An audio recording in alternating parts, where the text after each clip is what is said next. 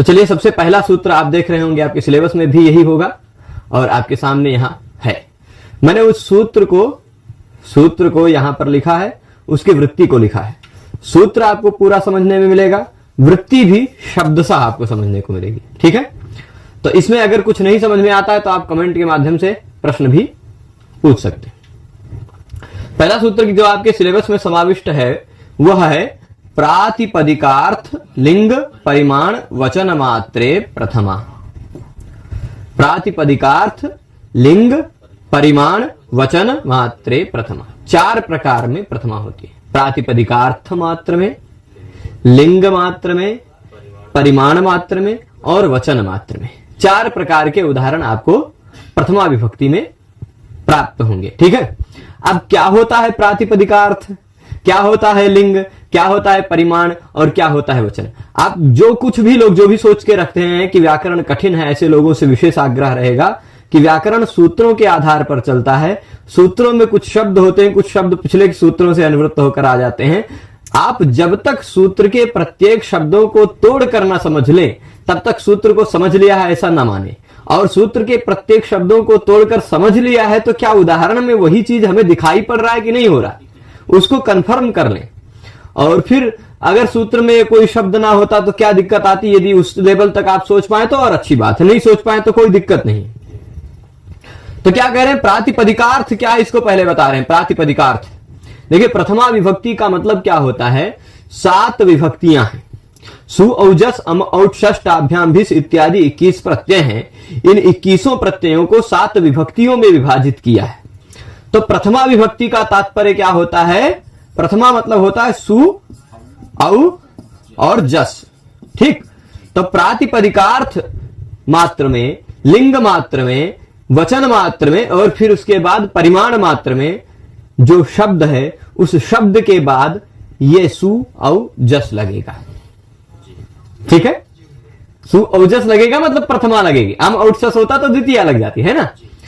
तो अब क्या करना है, प्रातिपदिकार्थ क्या है आपको समझाएंगे, लिंग क्या है क्या ये समझाएंगे, परिमाण भी और वचन भी।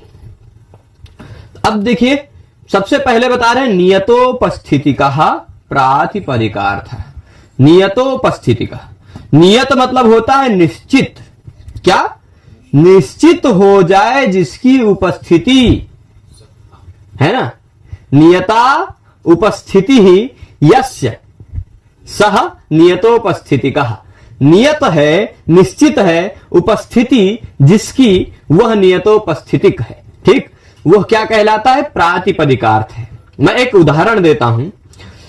लेखनी शब्द मान लीजिए हमने बोला, तो लेखनी शब्द बोलने के लिए, लेखनी शब्द बोलने पर इस प्रकार के अर्थ की उपस्थिति प्रतीति निश्चित है, इसकी उपस्थिति निश्चित है, यानी लेखनी प्रातिपदिक का अर्थ है ना ये। तो ये प्रातिपदिकार्थ, क्योंकि इसकी उपस्थिति निश्चित है। आप बोलेंगे अरुण, तो अरुण प्रातिपदिक का अर्थ मैं भी हो सकता हूं, है ना। तो अरुण प्रातिपदिक से मेरी उपस्थिति निश्चित है। अगर मान लीजिए यहां कोई और ना हो, अरुण कोई बोले अरुण, तो उससे मेरी उपस्थिति निश्चित है। तो अरुण इस प्रातिपदिक का अर्थ निश्चित, यानी मैं हो गया। प्रातिपदिकार्थ कौन हो गया, मैं हो गया। तो उस प्रातिपदिकार्थ मात्र कहना हो, मान लीजिए खाली अरुण कहना हो, तो आपको क्या कहेंगे, उस अरुण शब्द से प्रथमा विभक्ति लगा के कहेंगे अरुणः। ठीक, लेखनी कहना तो लेखनी से प्रथमा विभक्ति लगाएंगे, लेखनी ही बचेगा। ठीक है, तो जो भी है प्रातिपदिक अर्थ उसकी उपस्थिति निश्चित होती है ना। जैसे हमने कहा घट, तो घट शब्द के द्वारा जिसकी उपस्थिति निश्चित है, किसकी, घड़े रूपी अर्थ की, तो वह अर्थ जो है वो प्रातिपदिकार्थ है।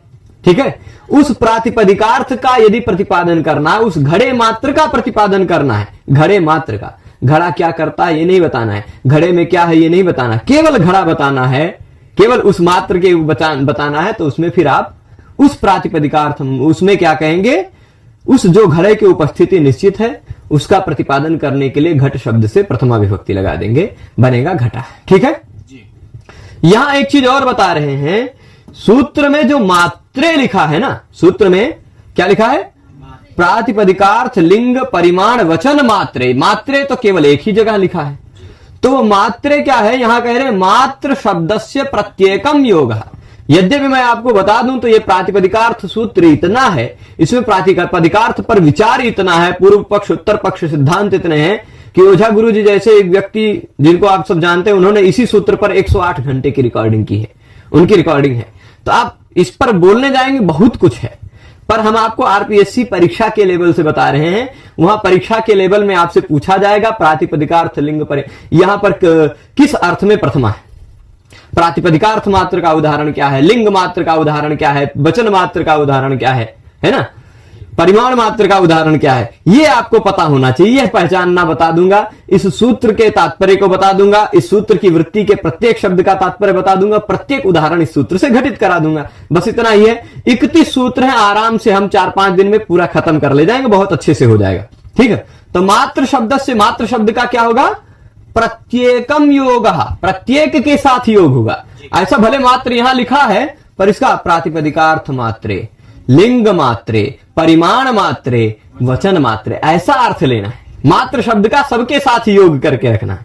ठीक है, तो अर्थ समझ जाएंगे। मात्र शब्द से प्रत्येकम योगा, इस इतने वाक्य का भी अर्थ समझ में आ गया है ना। प्रत्येक के साथ योग करना, यहां प्रातिपदिकार्थ के साथ भी योग कर दीजिए, लिंग के साथ भी योग कर दीजिए, परिमाण के साथ भी और वचन के साथ तो युक्त है ही। ठीक है, मात्र शब्द से प्रत्येकम योगा। तो आप कहेंगे प्रातिपदिकार्थ मात्र, लिंग मात्र, परिमाण मात्र, वचन मात्रेषु, ऐसा क्यों नहीं कहे भाई? वो ऐसा होता है, जो चीज बार बार आती है उसको एक कई बार कह के काम चला लिया जाता है ना। तो अब देखिए, तो इसका क्या कह रहे हैं, देख लीजिए। प्रातिपदिकार्थ मात्र कहना हो, या केवल लिंग मात्र की अधिकता हो, या केवल परिमाण मात्र हो, या फिर संख्या, वचन मतलब संख्या है ना, एक वचन, द्विवचन, बहुवचन, वो संख्या ही तो है। तो संख्या मात्र में प्रथमा विभक्ति होती है। कहां कहां पर प्रथमा होती है? प्रातिपदिकार्थ मात्र में, लिंग मात्र में, परिमाण मात्र में, वचन मात्र में। ठीक है, संख्या मात्र में मतलब। अब जैसे देख लीजिए, मैं आपको बता दूं, जब आप द्वितीय विभक्ति के नियम को मैं बताऊंगा आपको, तो वहां पर अभी इस चीज को पकड़ के रखिएगा। ये जहां जहां प्रसंग आएगा वहां वहां मैं इसके बारे में और विस्तृत चर्चा करूंगा। ठीक है, जहां जहां प्रसंग आएगा वहां वहां इसके बारे में विस्तृत चर्चा करूंगा। परंतु अभी इतना याद रखिए कि जिस शब्द के श्रवण के बाद जिस अर्थ की उपस्थिति निश्चित रहती है, नियत रहती है, वह प्रातिपदिकार्थ है। ठीक है, वह प्रातिपदिकार्थ है। मात्र उस प्रातिपदिकार्थ का ही प्रतिपादन करना हो तो उस शब्द से प्रथमा विभक्ति लगा दीजिए। ठीक है, अर्थ और शब्द में बहुत अंतर होता है। तो प्रथमा स्यात्, अब देख लीजिए यहां जो उदाहरण दे रहे हैं, उच्चैः, नीचैः, कृष्णः, श्रीः, ज्ञानम, ये आप कैसे पहचानेंगे कि ये सारे प्रातिपदिकार्थ मात्र के उदाहरण हैं?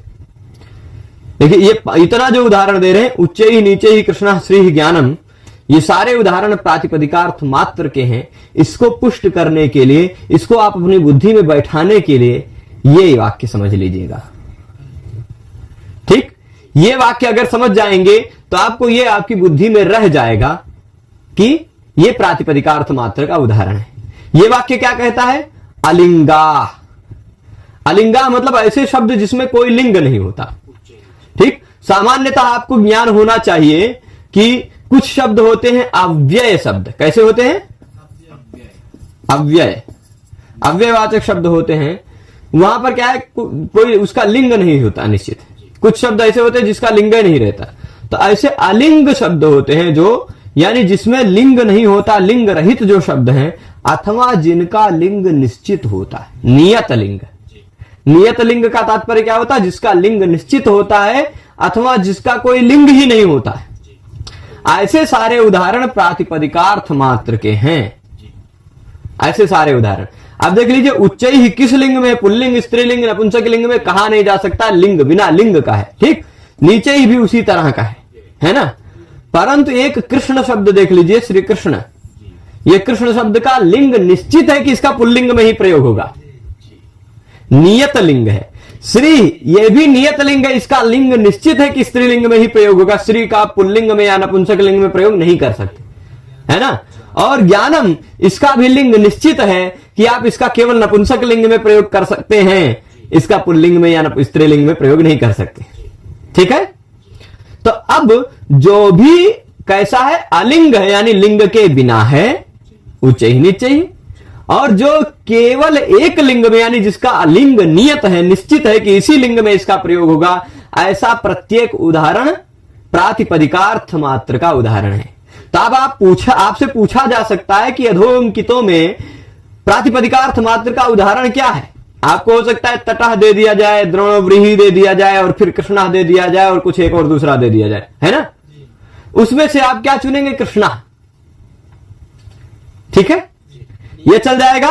जो जिसमें भी लिंग ना हो या जिसका लिंग नियत हो, सुनिश्चित हो कि इसी लिंग में इसका प्रयोग होगा, ऐसे प्रत्येक उदाहरण प्रातिपदिकार्थ मात्र के होते हैं।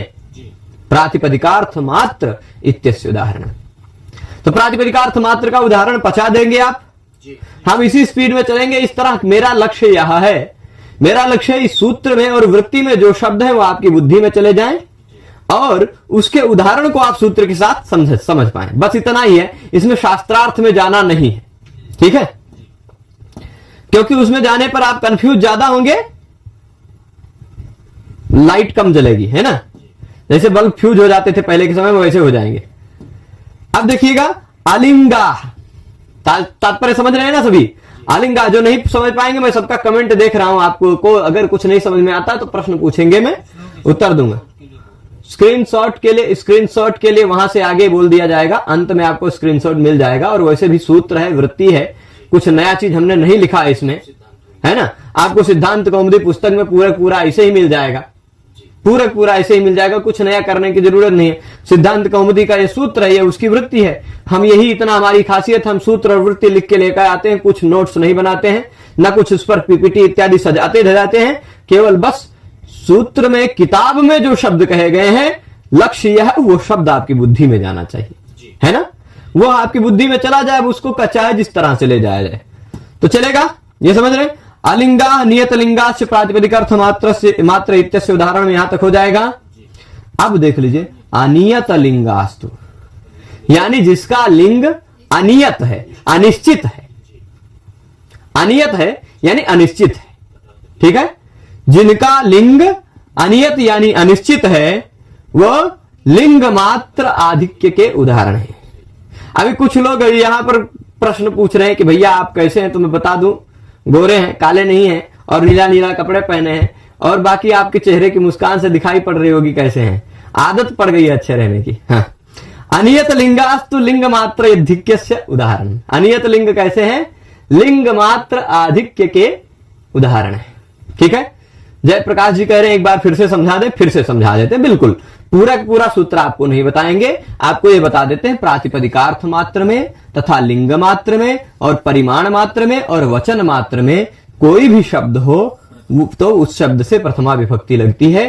प्रथमा विभक्ति लगती है यानी कि सु औजस प्रत्यय लगता है, रामा रामो रामा जैसा कुछ रूप बन जाता है, ठीक है।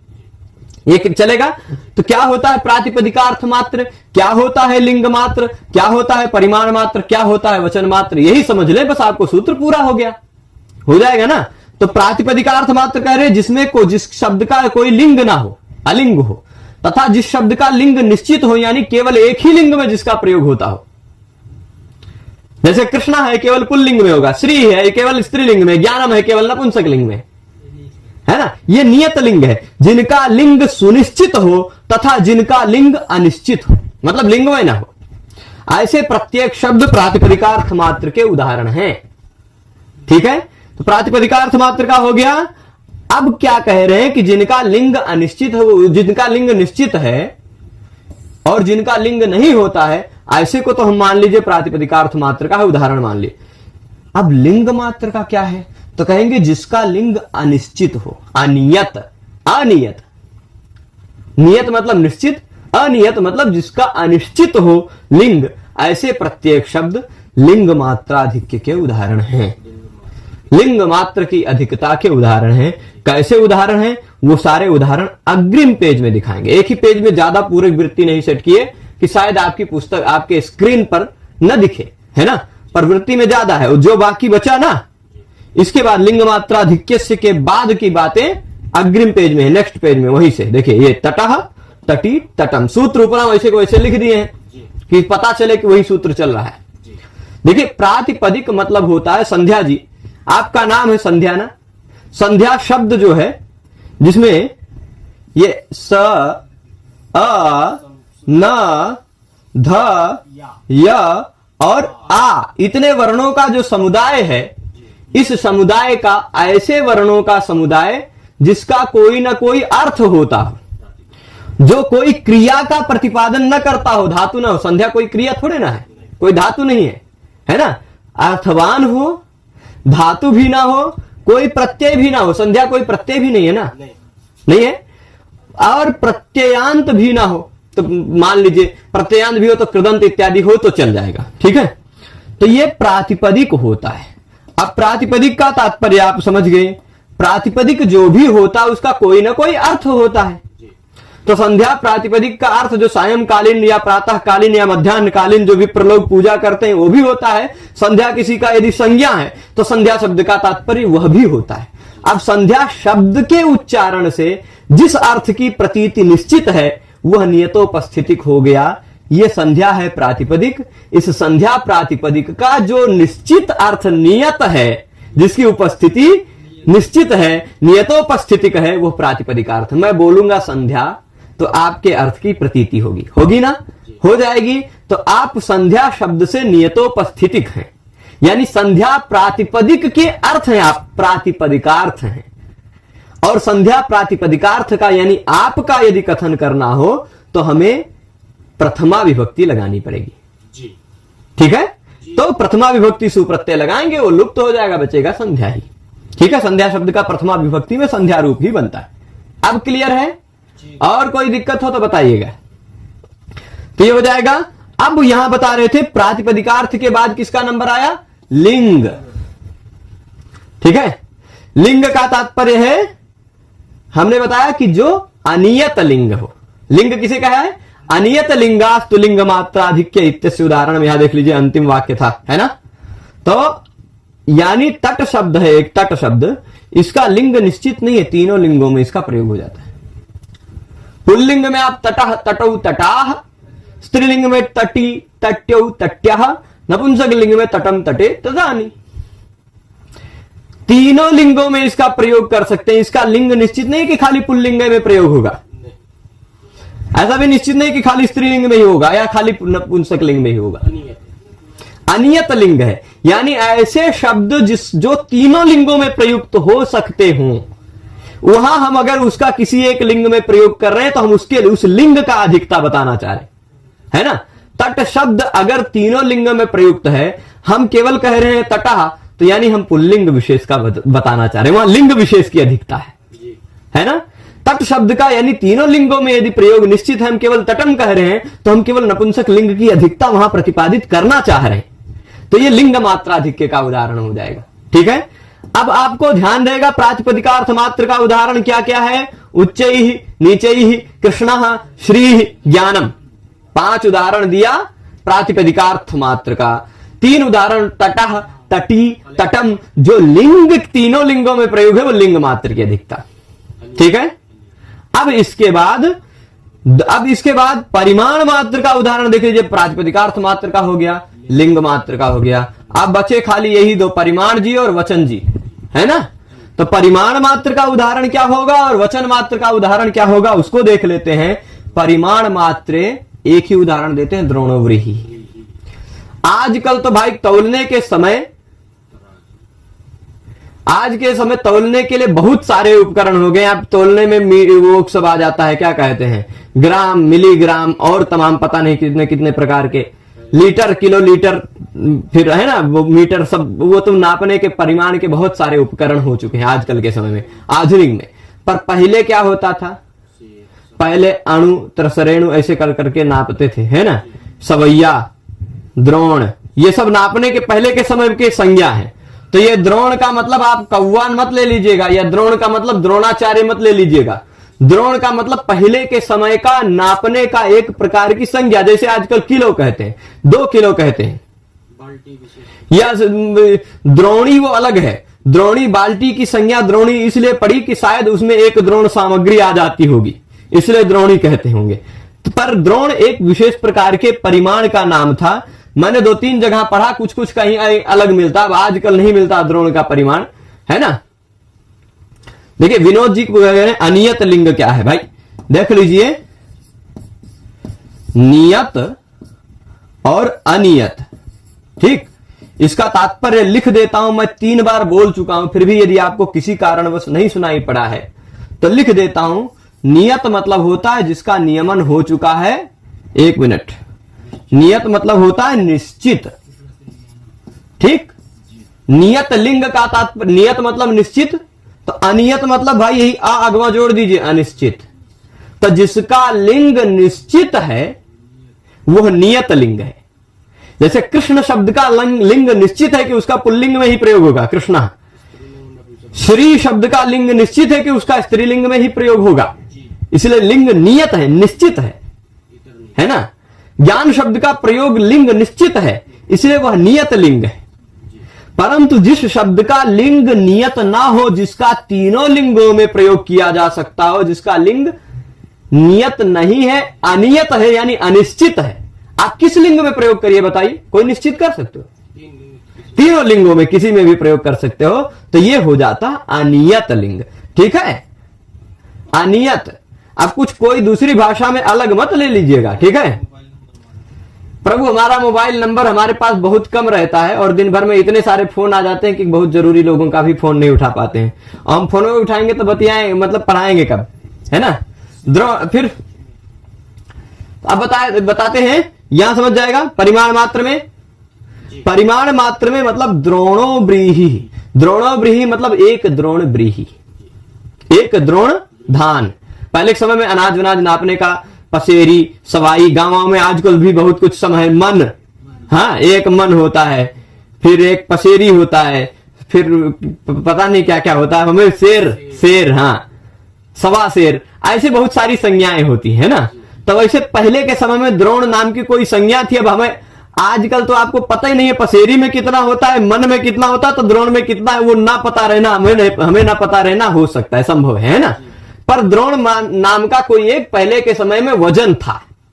जैसे आजकल 5 किलो, क्विंटल, ऐसा सब होता ना, क्विंटल होता है, और कुछ संज्ञाएं हम कहते हैं, टन, हाँ, मेट्रिक टन, पता नहीं कितना कितना नाप का तरीका हो गया है।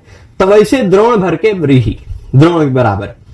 तो इसका तात्पर्य क्या है, पहले के समय में लोग तौलते क्या थे, ज्यादातर लोग, जो सभ्यता हमारी प्राचीन सभ्यता थी वो आज नहीं है। पहले जिसके घर धान हो जाता था वो अपने घर से, आप किसी के घर गेहूं ज्यादा, गेहूं फसल ज्यादा हुई थी तो वो अपने, अब उसके घर धान हो ज्यादा हो गया तो वो धान ले जाके दे देगा, उसकी बदले गेहूं ले लेगा, यव दे देगा, गेहूं ले लेगा। किसी के घर चना ज्यादा है तो चना दे देगा, गेहूं ले लेगा, है ना। किसी के घर आलू ज्यादा है तो आलू दे के गेहूं ले लेगा। ऐसे मट्ठा ज्यादा है तो भाई अब किसी को मट्ठे की जरूरत है, तक्र, तो अब 1 किलो गेहूं ले जाएगा और फिर आधा किलो मट्ठा ले आएगा उतने में, है ना। अब ऐसा भी नहीं है कि जितना गेहूं है उतने धान मिल जाएगा, जितना चावल है उतने मिल जाएगा, सबका अलग अलग भाव निश्चित होता था। ऐसे ही चलता तब तो कोई 1 किलो गेहूं लेके 1 किलो घी ले आता, है ना। ऐसा नहीं चलता था, वो सब निश्चित होता था। द्विमय, त्रिमय, मतलब कि गेहूं का कितना गुना रहेगा घी, जैसे तक्र के बारे में प्रयोग मिलता है, द्विमयम उदस्सित यमानाम, वो मयट प्रत्यय में तद्धित में उदाहरण मिलता है कि उदस्सित मतलब मट्ठा जो है, मट्ठा का भाव जव के भाव का दुगना हुआ करता था।